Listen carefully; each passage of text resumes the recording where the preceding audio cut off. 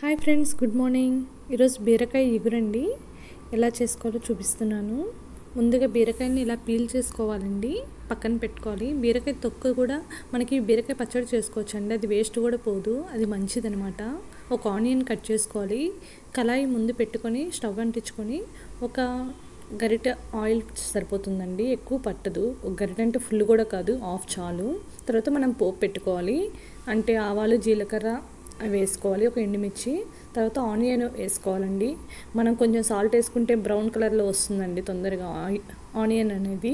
తర్వాత మనం బీరకాయ ఇలా సన్నగా తరుక్కోవాలండి, అవి కూడా యాడ్ చేసుకోవాలండి. ఉల్లిపాయ వేగిన తర్వాత ఇంకా హైలోనే ఉంచుకోవాలండి, సిమ్లో పెట్టకూడదు. బీరకాయలో చాలా వాటర్ ఉంటుందన్నమాట. బీరకాయ పీచు పదార్థం కదా, అది తింటే మంచిదన్నమాట బాడీకి.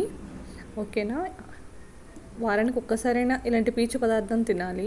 బీరకాయ, సొరకాయ, కాకరకాయ అలాంటి మంచిదనమాట. బీన్స్ అలాంటివి తింటే మనకి హెల్త్కి మంచిదనమాట. ఓకేనా, ఇది చూసారా, వాటరు హైలో పెట్టాం కాబట్టి ఆ వాటర్ అంతా బయటకు వచ్చేస్తుంది బీరకాయలోది. తర్వాత కొంచెం పసుపు వేసుకోవాలండి. నేను పసుపు వేస్తుంటే కొంచెం కింద పడింది చూపించాను కదా, ఓకే, అలా జరుగుతూ ఉంటాయి. ఓకేనా, అదిగోండి పసుపు కూడా కొంచెం దానిలో కలిసిన తర్వాత సాల్ట్ వేసుకోవాలండి. తర్వాత ఒక స్పూన్ కారం, అంతే.